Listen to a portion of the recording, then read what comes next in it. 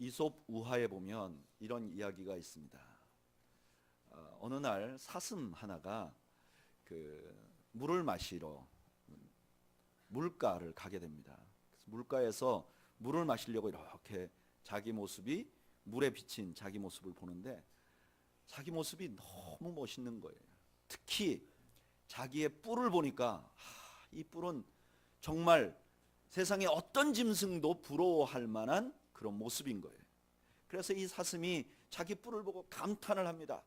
네, 진짜 이 뿔은 세상에 정말 이런 뿔이 없을 거야. 이런 짐승이 없을 거야. 이런 뿔을 가진 짐승이 없을 거야. 그러면서 감탄을 합니다. 그런데 조금 후에 자기 모습을 이렇게 자세히 보니까 자기 다리가 너무나 보잘것없는 거예요. 다리가 그냥 얇아가지고 어떻게 보니까 나무 토막 같이 생겼어요. 그래서 이 사슴이 내 몸의 유일한 흠은 이 다리로다. 어떻게 다리가 이렇게 짧고 가늘고 못났냐. 이렇게 감탄을 하고 있는데 갑자기 숲에서 푸스럭 소리가 나는 거예요. 보니까 사자가 사슴을 노리고 있어요. 그러니까 사슴이 그 사자를 발견하고 막 도망가는 거예요. 막. 근데 막 도망가면서 생각해 보니까 자기가 늘 무시했던 그 짧고 못생기고 그 나무토막 같은 다리가 얼마나 빨리 달리는지 사자가 도저히 쫓아올 수가 없는 거예요. 그래서 이 사슴이 내가 그동안 내 못난 다리를 무시했던 것을 좀 후회하면서 내가 그러지 말았어야 되는데 이러면서 막 달리는데 그만 턱 하고 걸렸는데 나뭇가지에 자기 뿔이 걸려버린 거예요. 그래서 그 나뭇가지에서 뿔이 걸려서 그 뿔을 빼내려고 막 애를 쓰다가 그만 사자에게 죽었다. 이런 얘기가 있습니다. 자기가 자랑스러워하는 뿔 때문에 죽었다. 오늘 성경의 열왕기상 22장에 그런 비슷한 얘기가 나오는 거예요. 오늘 열왕기서에 보면 아합이라는 왕이 등장을 합니다. 이 아합이 딱 나타나서 이렇게 말해요. 신하들에게, 야, 우리가 길르앗 라못을 회복하자, 이렇게 얘기합니다. 근데 이 길르앗 라못이라는 이 땅은요, 이스라엘 사람들에게 굉장히 의미 있는 땅이에요. 어떤 땅이었냐면은 이스라엘이 가나안 땅을 정복했을 때 하나님께서 이스라엘 안에서 그 도피성을 줍니다. 도피성이란 자기가 부지 중에 죄를 지었어요. 나도 모르게 죄를 지었는데 그 죄 때문에 내가 죽게 생겼어.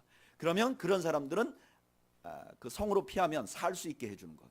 그러니까 이스라엘 사람들에게 이 성은 아주 굉장히 큰 의미가 있는 성이에요. 근데 그 중에 하나가 이 길르앗 라못이고, 이 길르앗 라못이 솔로몬이 다스릴 때는 행정으로 아주 중요한 도시고 또 길목에 있었기 때문에 무역으로도 아주 중요한 도시였어요. 그런데 지금 아합 시대 때는 이스라엘의 북쪽에 있는 아람이라는 나라가 그 길르앗 라못을 차지하고 있었어요. 그래서 그 길르앗 라못을 회복해야 되겠다, 이렇게 작정을 하는 거예요. 그런데 뭐 그 당연한 것 아닙니까? 왕이 자기의 고토를 회복하는데. 근데 마침 그때 남유다의 왕 여호사밧이 같이 있었어요. 그러니까 이 북이스라엘의 왕이었던 아합이 남유다의 왕에게 이렇게 말해요. 우리 같이 저 땅을 차지합시다. 그러니까 여호사밧이 그럽시다. 너무 멋있잖아요. 마치 뭐 남한의 대통령과 북한의 왕 누구죠? 그 주석이 이렇게 힘을 합해서 우리 중국에 있는 저 만주 옛날 땅을 회복합시다. 뭐 이런 거하고 비슷한 거예요. 그러니까 뭐 물어볼 필요 없이 할 수 있는 일이죠. 그런데 그 남유다의 왕 여호사밧은 좀 믿음이 좋은 왕이었어요. 그래서 아합에게 이렇게 말해요. 우리가 전쟁하고 명분도 있고 다 좋은데 근데 우리가 하나님 앞에 물어보고 합시다. 그러면서 선지자들을 좀 불러서 물어보고 출전을 합시다. 그랬더니 아합이 그럽시다. 우리나라에 선지자들이 많은데 다 불러보겠습니다. 그래서 불렀는데 400명의 선지자들이 왔어요. 이 400명의 선지자들은 아합에게 뿔과 같은 존재였어요. 이 아합이 뭔가 하려고 하면 이 선지자들이 다 모여가지고 왕에게 좋게 말해주던 사람들이에요. 왕의 뜻을 수행하도록 해주었던 사람이에요. 왕이 어떤 뜻을 가지고 있으면 백성들에게 저 왕의 뜻이 옳다 이러면서 선전해 주던 사람들이었어요. 자랑스러운 400명의 선지자가 와서 물어봐요. 내가 전쟁에 나가야 될까 말아야 될까? 그랬더니 이 사람들이 기도를 합니다. 기도를 하면서 말해요. 왕이여 나가소서, 성을 취하소서, 그렇게 얘기해요. 아합이 너무 흡족했어요. 근데 여호사밧은 조금 마음에 꺼리는 것이 있었어요. 왜냐? 이 400명의 선지자들이 하늘을 향해서 기도를 하는데 이분들이 여호와여라고 기도하지 않고 주여라고만 기도하는 거예요. 그러니까 여호와의 이름을 부르지 않는 거예요. 남유다 왕으로는 조금 깨림칙했을 거예요. 그래서 여호사밧이 이렇게 말해요. 선지자 또 없습니까? 다른 선지자는 없습니까? 그랬더니 이 아합 왕이 이렇게 말합니다. 미가야라는 선지자라는 자가 하나 있는데 얘는 항상 나한테 불리한 예언을 하는 애야. 내 왕국에 사슴다리 같은 존재야. 부끄럽고 쟤는 뭐하러 선지자라고 하는지 모르겠어. 그리고 이 친구를 만나면 내가 기분이 안 좋아. 왜냐하면 늘 나에 반대하기 때문에. 여호사밧이 간청합니다. 그래도 한번 들어봅시다. 미가야가 와서 예언한 내용이 우리가 아까 읽은 내용이에요. 미가야가 이렇게 말합니다. 왕이여 나가소서. 그러면 반드시 죽을 것입니다. 내가 하늘에 천상회의를 가봤는데 하나님이 당신을 죽이려고 어떻게 하면 좋은가 했더니 거짓 예언자를 세워서 당신을 죽이라고 합니다. 이 말은 무슨 말이죠? 당신 옆에 있던 400명의 선지자들은 다 거짓입니다. 내가 진짜입니다. 이렇게 말하는 거예요. 아합이 화가 날 대로 나서 이렇게 말합니다. 너는 이제 고난의 떡과 고난의 물을 마시게 될 것이다.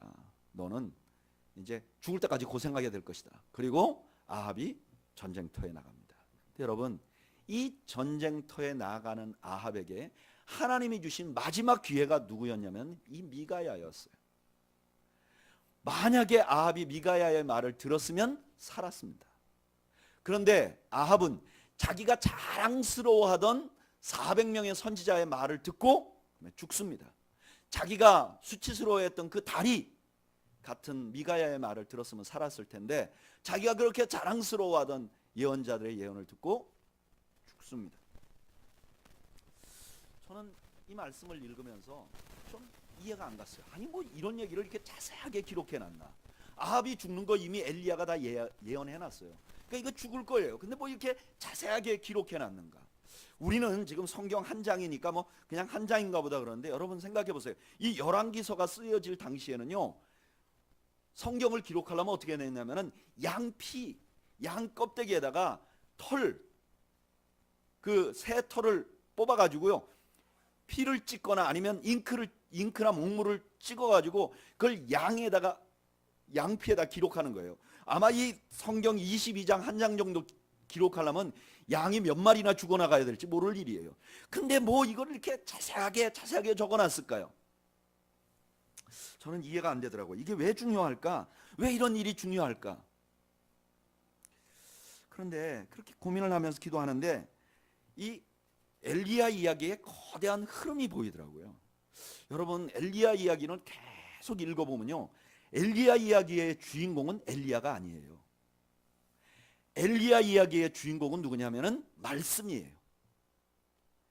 엘리야 이야기의 핵심은 말씀이에요. 말씀이 기근들게 하고, 말씀이 비가 오게 하고, 말씀이 죽은 자를 살리고, 그리고 그것의 하이라이트가 뭐냐? 말씀과 너희들이 보이는 현상, 나봇의 포도원을 뺏는 장면에서 너희들이 볼 때는 말씀이 역할이 없고 힘을 못 쓰는 것 같은데 아니야. 너희들 눈에 보는 걸 믿지 말고 뭘 믿으라고 그래요? 말씀을 믿어야 해 라고 하면서 마치는 거예요. 그런데 여러분, 그렇게 현상보다 더 신뢰할 게 말씀이라면, 그걸 믿는 사람들이라면 꼭 갖추어야 될 게 있어요. 그게 뭐냐면은 분별력이에요. 말씀이 그렇게 중요하기 때문에 사단은 태초부터 말씀을 뒤틀려고 해요. 그럼 한번 성경을 찾아볼까요? 창세기 3장 1절에서 4절.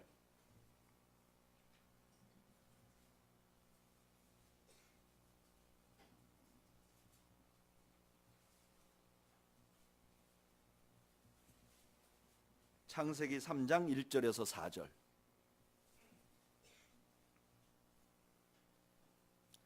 한번 읽어보겠습니다. 시작. 그런데 뱀은 여호와 하나님이 지으신 들짐승 중에 가장 강교하니라. 뱀이 여자에게 물어 이르되 하나님이 참으로 너희에게 동산 모든 나무의 열매를 먹지 말라 하시더냐.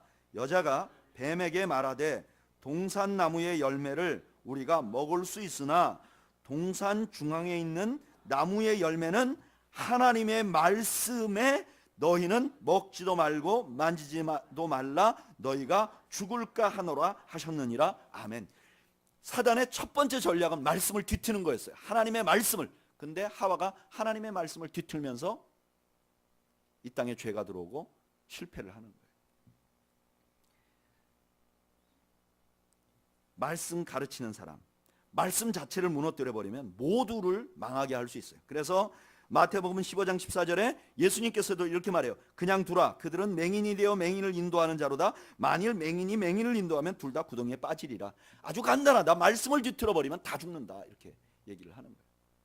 그래서 사단은 계속해서 이 땅에 있는 크리스천들과 이 땅의 하나님의 백성을 넘어뜨리기 위해서 거짓 선지자를 일으켜요. 마태복음 24장 11절에 보면 이렇게 말해요. 거짓 선지자가 많이 일어나 많은 사람을 미혹하겠으며. 거짓 선지자를 계속 일으킨다는 거예요. 그리고 그렇게 거짓 선지자가 계속 일어나기 때문에 믿는 사람들이 가장 잘 준비해야 될 게 무엇인가? 요한일서 4장 1절 우리 한번 찾아보죠. 요한일서 4장 1절.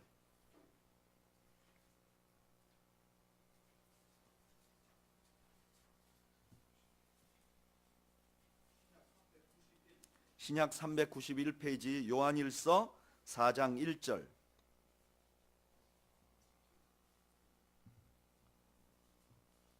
한번 읽어볼까요? 시작.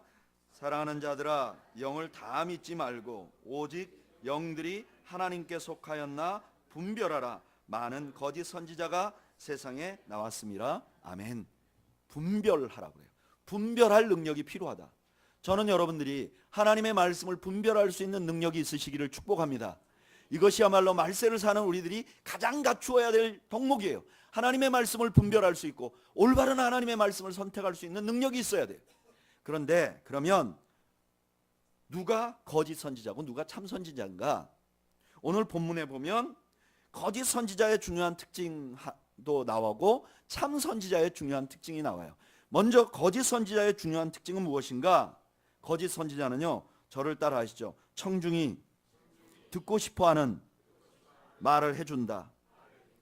여기 보면 아합의 400명의 선지자는요, 아합이 듣고 싶어하는 말이 뭔지 알았어요. 그리고 아합이 듣고 싶어하는 말을 해줘요. 여러분, 거짓 선지자의 아주 중요한 특징은 듣고 싶은 말을 해준다는 거예요. 사람은요, 누구나 다 자신이 듣고 싶은 하는 것을 듣고 싶어하는 경향이 있어요. 내가 듣고 싶어하는 것을 듣고 싶어하는 경향이 있어요. 그래서 같은 말씀이라도 자기가 원하는 대로 해석하는 경향이 있어요. 여러분, 우리가 요즘에 예레미야서를 큐티하거든요. 근데 예레미야서 초창기에는 그러지 않았는데 이제 끝으로 가면서 하나님이 막 이렇게 해요. 내가 너를 그동안 힘들게 하고 아주 못 살게 했던 바벨론을 내가 반드시 복수하리라.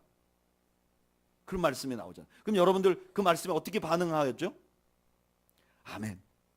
나를 괴롭히던 그 바벨론 같은 그 사람을 하나님이 복수해 주시네. 우리는 그렇게 받아들여요. 근데 여러분 그거 아세요? 내가 그 바벨론이 될 수도 있어요. 누군가가 나를 기억하면서 내가 그를 괴롭히고 힘들게 해서 그가 하나님 앞에 부르짖어서 내가 바벨론같이 하나님의 대적자가 될 수도 있다는 사실이에요. 그런데 사람들은 그렇게 듣기 싫어해요. 그리고 큐티를 하면서 은혜를 받아요. 그래, 이제 때가 되면 나를 괴롭히던 그 사람이 벌 받을 거야. 할렐루야. 그리고 일어나는 거예요. 여러분, 이런 성향은 설교를 들을 때도 있어요. 다는 아니지만 대부분의 사람들이 은혜를 받았다고 말하는 것은 자신이 듣고 싶은 말을 들었다는 의미일 경우가 많아요. 자기 성향에 따라서 자기가 듣고 싶은 말. 이러다 보니까 설교자들이나 하나님의 말씀을 전하는 사람들에게는 어떤 유혹이 참 있냐면요, 듣고 싶은 것을 듣게 해주는, 그러고 싶은 마음이 자꾸 생겨요. 저도 설교를 하면서 그런 생각이 들어요. 우리 성도들이 듣고 싶어하는 위로의 말씀, 하나님이 당신에게 복 주실 거라는 말씀, 긍정적인 말씀, 이런 걸 전하고 싶은 마음이 막 굴뚝같이 일어요. 여러분, 청중이 제일 듣고 싶어하는 말이 뭔지 아세요? 여기 지금 여러분들이 앉아 계신데 여러분들이 오늘 설교 시간에 제일 듣고 싶은 말이 뭔지 아세요? 뭐냐면요, 하나님이 당신 마음에 있는 뜻을 지지한다, 이 말을 제일 듣고 싶어 해요. 여러분들이 각자 다 다른 생각을 지금 갖고 있어요. 근데 제가 설교 중에 여러분들이 꼭 듣고 싶은 말이 있는데 그게 뭐냐면 하나님이 내가 이렇게 하는 걸 원한다, 그 말을 제가 딱 집어주면 오늘 은혜 받았다, 이렇게 되는 거예요. 근데 여러분 아세요? 하나님의 뜻이 나를 지지한다고 느끼면 감동을 받아요. 그런데 그걸로 인해서 내가 죽을 수가 있어. 아합처럼. 하나님의 뜻이 우리를 지지하도록 해서는 안 돼요. 어떻게 해야 되죠? 반대로 우리가 하나님의 뜻을 지지해야 돼요. 여러분 믿으십니까? 하나님이 우리 뜻을 지지하는 게 아니라 하나님이 내가 원하는 것을 하나님도 동의해 주는 게 우리의 목적이 아니라 하나님이 무엇을 원하신지를 발견하고 내가 그 하나님의 뜻에 동의하는 것이 진정한 의미의 은혜예요. 하나님이 원하는 것이 내가 너무 싫지만 그것이 하나님의 뜻이라면 순종하는 것이 우리에게 희망이에요. 우리 인생의 희망은 뭐냐면 이거 정말 내가 싫어하는데 이게 하나님의 뜻이라면 내가 순종하겠습니다, 그러면 사는 거예요. 만약에 아합이 미가야의 말 듣고 이거 듣기 싫은 말인데 그러고 따랐으면 안 죽었어요. 그런 의미에서 설교자들이 참 중요해요. 설교자들이 하나님의 말씀을 올바로 전달하지 못하면 이건 모두가 다 망하게 돼요. 저는 여러분들 자신을 좀 돌아보기를 바라요. 큐티 하시는 분들은 내가 매일 큐티를 하는데 항상 하나님의 말씀이 나를 지지하는 것 같으면 나를 돌아봐야 돼요. 어떤 때는 내 뜻을 꺾으려고 하는 큐티가 있어야 해요. 여러분들이 설교를 들으면서 설교가 내가 원하는 말을 항상 하면 조심해야 돼요. 여러분, 내가 원하는 말씀을 목사님이 해주었다고 그 목사님이 거짓 선지자는 아니에요. 그러나 항상 내가 원하는 말만 하면 나나 그분이나 둘 중에 하나가 문제가 있는 거예요. 무슨 뜻인지 아시겠죠? 목사님들이 내가 원하는 말씀을 한다고 해서 그 목사님이 거짓 선지자라는 말은 안 해요. 그러나 항상 그런다면 그건 문제가 있는 거예요. 두 번째, 거짓 선지자의 중요한 특징은요, 자기 이익을 생각해요. 여기 아합의 선지자들은요, 아합의 이익을 생각하지 않아요. 아합이 죽을는지 살는지를 아무 관심이 없어요. 이 사람들은 아합에게 잘 보여서 아합으로부터 뭔가 얻어내려고 하는 거예요. 거짓 선지자의 중요한 특징은 자기 이익만을 생각해요.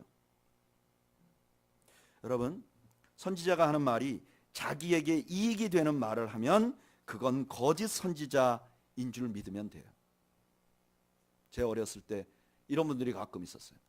목사에게 잘하면 복 받아. 내 사촌이 목사에게 뭐 주고 나서 그 아들이 얼마나 잘 됐는지 몰라. 오늘 헌금해. 가짜입니다. 목회를 30년 했는데 성도들은 그대로 있고 목사님만 잘 살게 됐으면 가짜입니다.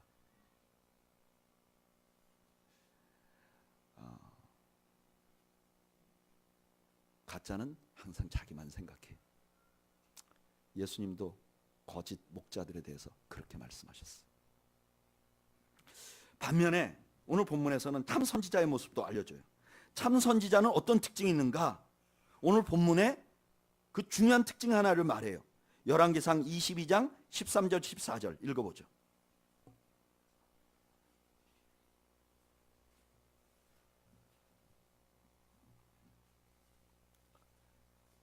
열왕기상 22장, 우리 오늘 본문입니다. 13절 14절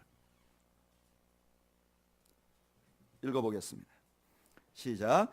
미가야를 부르러 간 사신이 일러 이르되 선지자들의 말이 하나같이 왕에게 길하게 하니 청하건대 당신의 말도 그들 중 한 사람의 말처럼 길하게 하소서. 미가야가 이르되 여호와께서 살아계심을 두고 맹세하노니 여호와께서 내게 말씀하시는 것 곧 그것을 내가 말하리라 하고. 참 선지자는 하나님이 말씀하시는 걸 말해요. 여러분들이 저를 위해서 제가 이런 목회자가 되도록 기도해 주세요. 저희 집에 가면 책이 좀 많이 있어요. 근데 다른 훌륭한 목사님들만큼 그렇게 많지는 않아요. 많이 버려서 이제 한 방에 가득 차는 정도에 있어요. 근데 제가 가지고 있는 책들의 대부분은 창세기 그러면 한 20권 책 있고, 출애굽기 그러면 한 20권의 책이 있어요. 제가 왜 안 먹고 안 쓰면서 창세기의 20권, 출애굽기의 20권씩 이렇게 책을 사 모았냐면요. 그리고 여러분들에게 설교할 때 14시간, 15시간씩 그거 설교 준비하고 공부하느냐 하면은 여러분들에게 은혜로운 설교를 하기 위해서가 아니라 이 본문이 진짜 그 말을 하는가, 이 본문이 진짜 그 말을 하면 한다는 것만 확신 있으면 그 다음에 설교가 쉬워요. 그냥 막 치면 돼요. 근데 그 본문이 진짜 그 말씀을 하시는지를 찾기가 어려울 때가 있어요. 그러면 몸부림치는 거예요.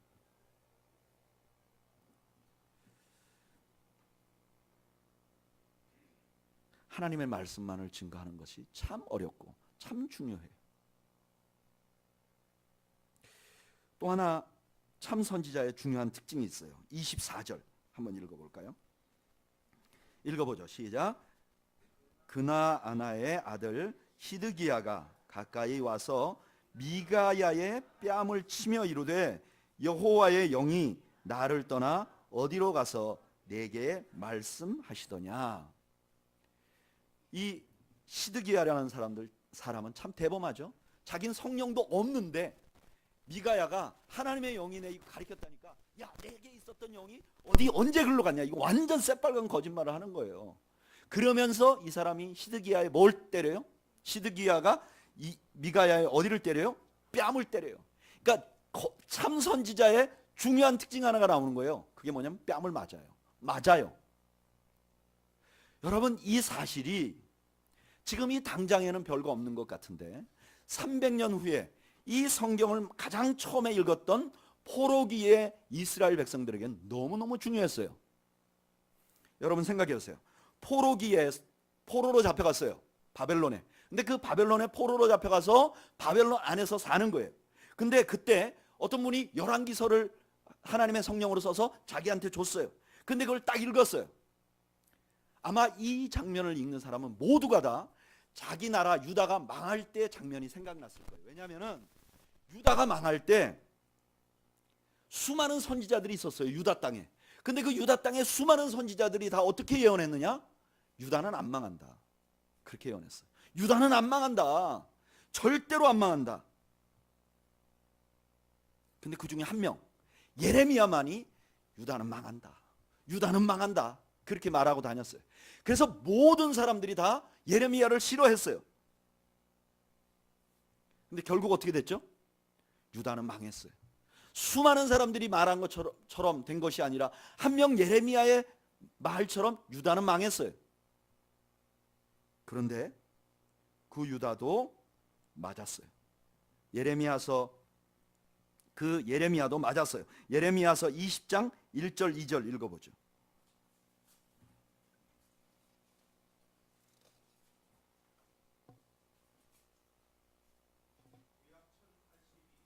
구약 1082.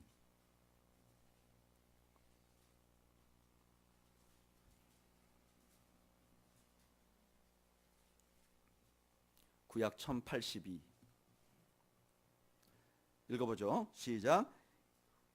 1절 2절 읽어보겠습니다. 시작. 임멜의 아들 제사장 바스올은 여호와의 성전의 총감독이라. 그가 예레미야의 이 일 예언함을 들은지라. 이에 바스훌이 선지자 예레미야를 때리고 여호와의 성전에 있는 베냐민 문 위층에 목에 씌우는 나무 고랑으로 채워 두었더니, 예레미야가 어떻게 됐어요? 그가 한 예언이 맞았어요. 맞았을 뿐만 아니라 예레미야는 어떻게 됐죠? 맞았어요. 그가 한 예언이 옳았고 그 다음에 그가 맞았어요. 그가 참 선지자예요. 그런데 그 예레미야가 예언한 게 있어요. 그게 뭐냐? 예레미야서 29장 10절에 이렇게 말해요. 여호와께서 이와 같이 말씀하시느니라. 바벨론에서 70년이 차면 내가 너희를 돌보고 나의 선한 말을 너희에게 성취하여 너희를 이곳으로 돌아오게 하리라. 보세요. 포로로 잡혀가 있는 사람들이 포로로 잡혀가서 지금 10년이 지났고 20년이 지났는데 전혀 변함도 없고 소망도 없어요. 그런데 아합의 이야기를 읽고 보니까 이 아합 때하고 우리가 망할 때하고 똑같구나.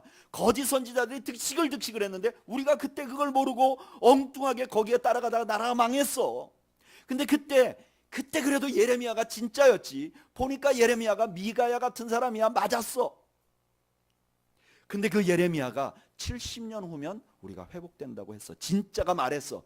그러니까 70년 후에 반드시 회복될 거야. 우리는 거기에 소망을 두고 살면 돼. 그러면서 그 소망으로 포로로 잡혀가 있는 70년을 견딘 거예요. 그리고 70년 후에 어떻게 됐죠? 그들은 고향 땅으로 가게 됐어요. 포로에서 회복됐어요. 이 이야기는 여기서 끝나지 않아요. 그로부터 500년 후에 이스라엘에 또 한 명의 랍비가 나타나요. 그런데 이분은 세상이 가르치는 것과 정반대의 가르침을 줘요. 가난한 사람들 모아져 있는데 그때 당시 사람들은 다 이렇게 말했어요. 가난한 사람들은 하나님께 저주받은 사람들이야. 부자가 하나님께 복받은 사람들이야. 다 이렇게 말하는데 이 랍비는 이렇게 말해요. 아니야. 가난한 너희여, 너희가 복되도다. 이렇게 말해요. 그리고 이분은 이렇게 말해요. 너 오른밤 치면 왼밤을 돌려대. 말도 안 되는 거예요. 오른밤을 치면 원투 스트레이트 2대로 쳐야지 어떻게 반대쪽을 때려요? 그렇게 하면 어떻게 세상에서 살아요? 그건 말도 안 돼요. 좁은 길로 가라 그래요. 좁은 길로. 넓은 길로 가야 장세가 되는데 좁은 길로 가라 해요. 심지어 자기를 따르는 제자들에게 이렇게 말해요. 나를 따라오고 싶으냐? 그러면 너를 부인하고 자기 십자가를 지고 따라와. 나 죽는 것처럼 너희도 죽어. 세상이 말하는 것과 정반대의 말을 하는 거예요. 세상이 말해주는 것과 정반대의 말을 하는 거예요. 근데 이 말이 그때 당시에 지도자들에게, 종교 지도자들에게 너무너무 싫어하는 말이었어요. 자기들의 가르침과 정반대로 하니까. 그래서 그를 죽이려고 해요. 근데 여러분, 이 사람이 죽어가는 장면에 이런 말씀이 있어요. 우리 성경을 한번 찾아볼까요? 마태복음 26장 67절.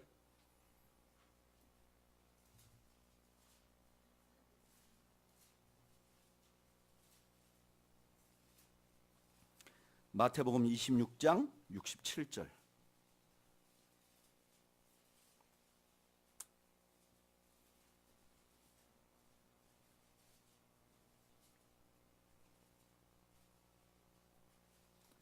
마태복음 26장 67절.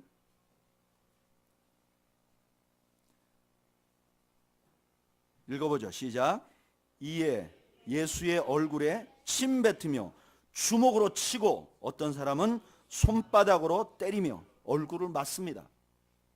맞는 거 보니까 우리가 옛날 생각이 나잖아요. 근데 그 다음 절을 읽어보죠. 68절 읽어보겠습니다. 시작.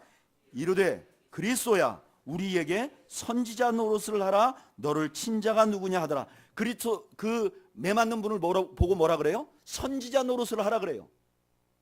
지금 이 단어가 예수님이 맡고 있는 게 어떤 의미인지를 알려주는 거예요.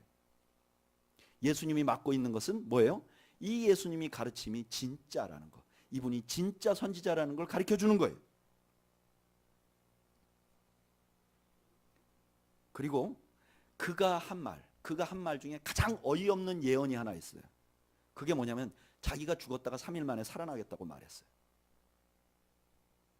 그런데 아무도 안 믿었던 그 말이 3일 후에 현실로 나타나요.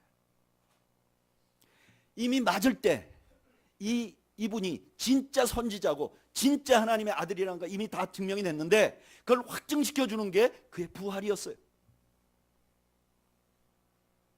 이제 그가 진짜 선지자임을, 진짜 하나님의 말씀을 전하는 분임이 확증됐어요. 그렇다면 그 전에 그 예수님이 하신 모든 말씀은 어때요? 세상 사람들에게는 이해가 안 되지만 그게 진짜 옳은 길이에요. 아합이 보기에 400명의 선지자들이 지지를 하고 자기가 봤을 때도 고토를 회복하는 게 맞고, 그러니까 이게 당연히 옳은 거라고 생각했는데 그게 아니라고 말했던 미가야의 말이 진짜 옳았듯이, 모두가 아닐 것 같은 그게 옳았듯이 지금 예수님이 하신 말씀이 모두가 옳지 않다고 생각했던 그 말씀들이 옳은 말씀이라는 것을 증명한 거예요. 그래서 예수님이 변화산에 올라갔을 때 하늘에서 소리가 나요. 소리가 뭐라고 나느냐, 이렇게 말해요. 이는 내 사랑하는 아들이요 내 기뻐하는 자니 너희는 그의 말을 들으라. 너희가 그가 진짜 하나님의 아들이라고 믿느냐, 진짜 선지자라고 믿느냐, 그러면 너희가 그의 말을 들으라고 말해요. 그 말한 대로 살아라고 말해요. 여러분, 그리스도인들은 어떤 분들이냐면은 그 예수님이 가르치신 것이 옳다고 믿고 사는 사람들이에요. 여러분 아세요? 우리가 예수 믿으면서 바라는 거 많잖아요. 예수님이 풍랑 같은 내 삶에서 풍랑을 없애줬으면 좋겠어요. 예수님이 죽음과 같은 내 고통에서 나사로야 나오라 그러면서 나오게 해주길 원해요. 우리가 다 그런 바람이 있잖아요, 예수님에게. 근데 여러분, 예수님이 하신 모든 기적과 모든 가르침의 목적은 뭐냐면 그가 하신 말씀이 옳은 말씀이라는 걸 증명하기 위해서예요. 기적을 위해서 기적을 행한 게 아니에요. 자기가 가르치는 말 너무나 많은 사람들이 들어보니까 그 말 무슨 말인지 이해도 못하겠고 따라가지도 못하겠던 그 말이 진짜라는 걸 가르치기 위해서, 그게 진짜라는 걸 증명하기 위해서 예수님 기적을 일으키신 거예요. 기적이 목적이 아니고, 기적은 그 말을 하고 있는 그분이 누구이며 그 말의 권위가 어떤 것인지를 알려주기 위해서 기적이 일어난 거예요. 그래서 우리는 기적을 따라가는 것이 아니라 그 예수님이 가르치신 대로 사는 거예요. 그리스도인들은 예수님이 가르치신 대로 살려고 하는 사람, 그게 그리스도인이라는 사실을 믿으시는 여러분들 되시기를 바라요. 예수 믿는 것은 예수 믿어 예수님 덕 보는 사람들이 아니라 내가 손해볼지라도 예수님이 가르치신 대로 살아보려고 몸부림치는 거예요. 우리가 세상에 물이 드는 게 아니라 세상이 우리 물이 들도록 다르게 살아가는 사람들이에요. 저는 지난주에 한 목사님을 만났어요. 이 목사님 미주에서부터 알던 목사님인데 갑자기 교회를 사임하고 한국으로 들어왔대요. 근데 이분이 충형교회라는 교회 출신이에요. 젊었을 때. 충형교회라는 교회는 우리가 속한 교단의 한 20년 전에 가장 큰 교회였어요. 요즘 사랑의 교회 같이 우리 교단에서 가장 큰 교회이고, 그 교회 출신들이 전국에 목회자가, 담임 목회자가 비면 팔려나가던 그런 교회였어요. 근데 이분이 한국에 미주에서 목회하던 교회를 사임하고 한국에 와서 이제 사역지를 찾고 있는데 그 목사님들 그룹에서 와라. 그래서 그 그룹에 갔다는 거예요. 그 교회 출신 목사님들이 모여 있는데 가보니까 한국에 다 굵직굵직하고 이름만 대면 알 수 있는 큰 교회 목사님들이 쭉 있더라는 거예요. 근데 이 미주에서 오신 목사님은 지금 사역지가 없으니까 자기가 이렇게 기도하고 있어요. 저도 그 전에 만났는데 내가 담임 목회지가 아니더라도 어떤 기관 사역이든지 아니면 부목사라도 하나님이 부르시면 내가 겸손하게 섬기겠다, 이렇게 마음을 먹고 거기 자기 형제 같은 분들이죠. 형이고 뭐 동생이고 그런 사람들한테 자기가 나눴대는 거예요. 내가 이렇게 기도하고 있다고. 그랬더니 모임 다 끝나고 나서 한 형님이 이렇게 얘기하더래요. 야, 원서가 너 다음에는 그런 말 하지 마라. 여기는 다 그래도 나름 성공하고 목회자로 성공했다는 사람들이 모이는데 너가 그런 마음을 나누면 너가 너무 위축된다. 여기 끼지 못한다.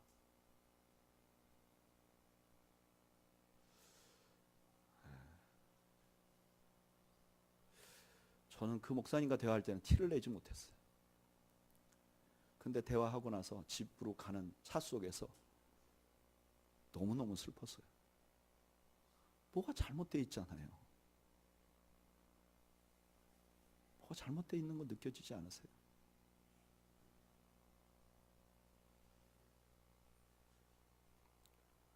왜 부목사를 하려고 하면 부끄러운 것이 돼 있죠? 이게 교회에 왜 이렇죠?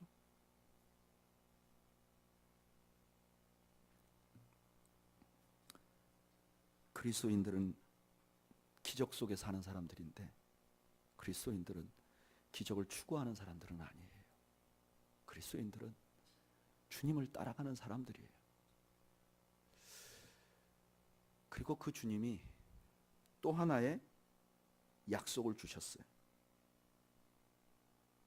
마치 예레미야가 70년 후에 해방될 것이라는 것을 포로로 잡혀가 있는 사람들에게 들려줬듯이 그 예수님께서 이렇게 말했어요. 마태복음 26장 64절 우리 한번 찾아 읽어볼까요?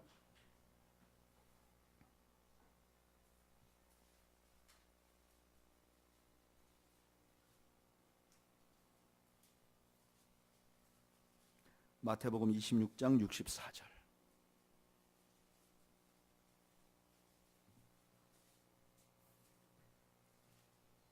읽어보죠. 시작.